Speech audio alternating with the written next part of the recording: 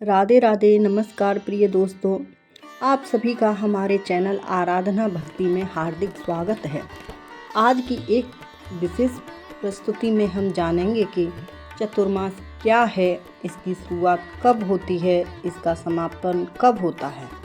भगवान विष्णु इस काल में योग निद्रा में क्यों जाते हैं, इन 4 महीनों का धार्मिक और अधार्मिक महत्व क्या है, इस दौरान कौन कौन से कार्य करने चाहिए, किन कार्यों से बचना चाहिए और शास्त्रों में चतुर्मास का इतना अधिक महत्व क्यों बताया गया है। यदि आपने कभी सोचा है कि हर वर्ष लाखों श्रद्धालु चतुर्मास का पालन क्यों करते हैं, तो आज यह पूरी जानकारी आपके लिए है। इसलिए इस वीडियो को अंत तक अवश्य देखें। सबसे पहले जानते हैं चतुर्मास क्या है। चतुर्मास अर्थात 4 और मास अर्थात 4 महीने। यह 4 महीने की वह पवित्र अवधि जिसे सनातन धर्म में साधना, संयम, सेवा और भगवान की भक्ति का विशेष समय माना गया है। धार्मिक मान्यता के अनुसार चतुर्मास का प्रारंभ आषाढ़ शुक्ल एकादशी, जिसे देवशयनी एकादशी भी कहा जाता है, देवशयनी एकादशी से होता है। इसी दिन भगवान श्री हरि विष्णु क्षीर सागर में शेषनाग की शैया पर योग निद्रा धारण करते हैं। इसके बाद लगभग 4 महीने तक भक्त विशेष रूप से जप तप, व्रत, दान, पूजा पाठ और आत्मसंयम का पालन करते हैं। चतुर्मास का समापन कार्तिक शुक्ल एकादशी, जिसे देवउठनी या प्रबोधनी एकादशी कहा जाता है, प्रबोधनी एकादशी के दिन होता है। धार्मिक मान्यता है कि इसी दिन भगवान विष्णु योग निद्रा से जागते हैं और फिर से सभी मांगलिक कार्यों का शुभ प्रारंभ माना जाता है। अब प्रश्न यह उठता है कि भगवान वास्तव में सो जाते हैं। शास्त्रों में योग निद्रा का अर्थ सामान्य नींद नहीं है। इसका अर्थ है दिव्य विश्राम और सृष्टि के संचालन की एक विशेष आध्यात्मिक व्यवस्था। यह हमें यह भी संदेश देती है कि जीवन में कुछ समय ऐसा होना चाहिए जब हमारी बाहरी भागदौड़ से थोड़ा हटकर अपने भीतर झांकें, अपने विचारों को शुद्ध करें और ईश्वर से अपना संबंध मजबूत करें। इसी कारण चतुर्मास को आत्मचिंतन का समय कहा गया है। प्राचीन वर्ष में वर्षा ऋतु के कारण ऋषि मुनि लंबी यात्राएं नहीं करते थे। वे एक ही स्थान पर रहकर वेद, पुराण और धर्म का उपदेश देते थे। लोग उनके पास बैठकर कथा सुनते, ज्ञान प्राप्त करते और अपने जीवन को बेहतर बनाने का प्रयास करते थे। यही परंपरा आगे चलकर चतुर्मास के रूप में और अधिक प्रतिष्ठित हुई। प्रिय भक्तों, चतुर्मास केवल उपवास करने का नाम नहीं है। यदि कोई व्यक्ति केवल भोजन का त्याग करे लेकिन उसके मन में क्रोध, ईर्ष्या, अहंकार और द्वेष भरा हो, तो वह शास्त्रों के अनुसार चतुर्मास का वास्तविक उद्देश्य नहीं समझ पाया। सच्चा चतुर्मास वह है जिसमें मनुष्य अपने विचारों को पवित्र बनाए, अपनी वाणी को मधुर रखे, अपने व्यवहार में विनम्रता लाए और दूसरों की सेवा करने का भाव विकसित करे। इसलिए हमारे ऋषियों ने कहा है कि भगवान को सबसे अधिक प्रिय है सच्चा मन, निष्कपट भक्ति और करुणा से भरा हुआ। अब आगे के भाग में हम विस्तार से जानेंगे कि चतुर्मास में कौन से कार्य करने चाहिए, कौन से कार्यों से बचना चाहिए, दान, जप, व्रत और सेवा का क्या महत्व है। इस पवित्र काल का पालन करने से धार्मिक सृष्टि से कौन कौन से लाभ बताए गए हैं। तो प्रिय भक्तों, अब प्रश्न यह है कि आखिर चतुर्मास में ऐसे कौन से कार्य हैं जिन्हें करने से धार्मिक दृष्टि से विशेष पुण्य की प्राप्ति बताई गई है और कौन से कार्य हैं जिनसे बचने की सलाह दी गई है। आइए इसे विस्तार से समझते हैं। सबसे पहले बात करते हैं भगवान श्री हरि विष्णु की उपासना की। चतुर्मास के 4 महीनों भगवान विष्णु की आराधना के लिए अत्यंत शुभ माने गए हैं।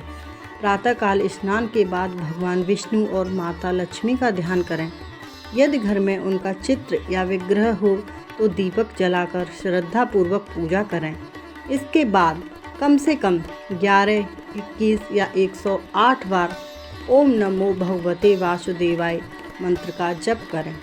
यदि अधिक समय है तो विष्णु सहस्त्र नाम का पाठ या उसका श्रवण भी किया जा सकता है। इसके साथ ही तुलसी माता की पूजा का भी विशेष महत्व माना गया है।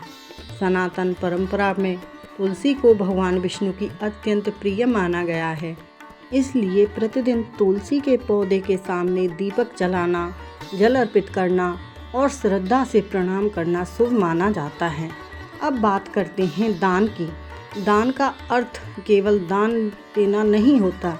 यदि आपके पास धन कम है तो भी आप किसी भूखे को भोजन करा सकते हैं, किसी प्यासे को पानी पिला सकते हैं, किसी ज़रूरतमंद को वस्त्र दे सकते हैं, किसी विद्यार्थी की पढ़ाई में सहायता कर सकते हैं या फिर किसी बीमार व्यक्ति की सेवा भी कर सकते हैं। शास्त्रों में कहा गया है कि दान का मूल्य उसकी मात्रा से नहीं बल्कि उसके पीछे की भावना से होता है। एक छोटी सी रोटी भी यदि प्रेम से दी जाए तो उसका महत्व बहुत बड़ा माना गया है। अब बात करते हैं व्रत और संयम की।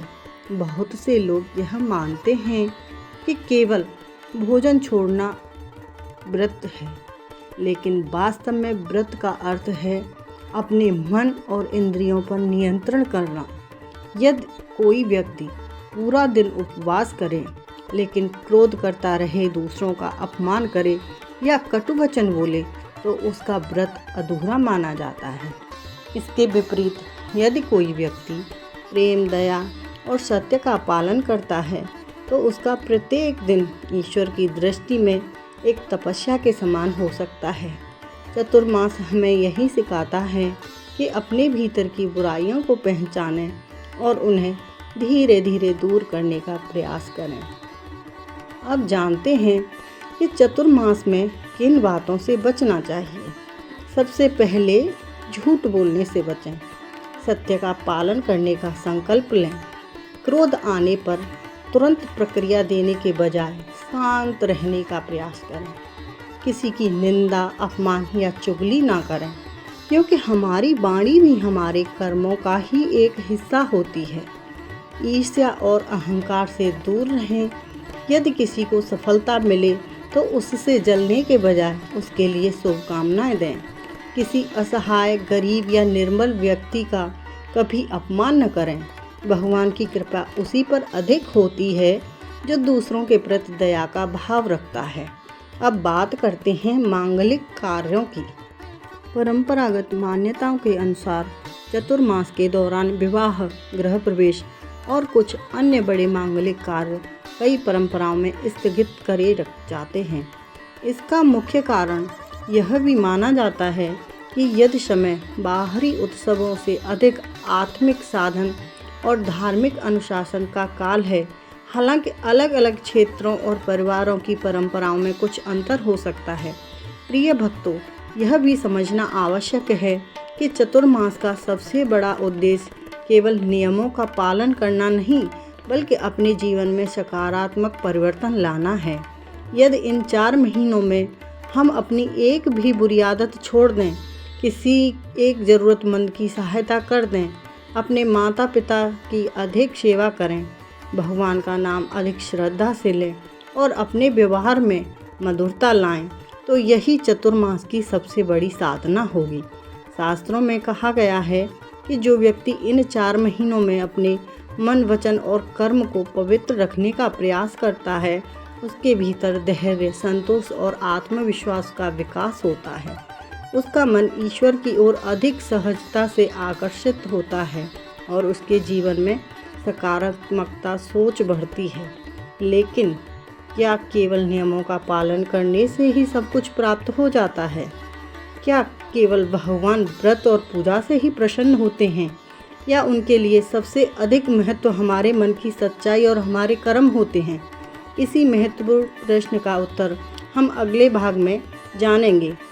तो दोस्तों, आपको वीडियो अच्छी लगी हो तो वीडियो को लाइक, शेयर करें और चैनल को सब्सक्राइब करें और कमेंट बॉक्स में जय श्री विष्णु हरि जरूर लिखें।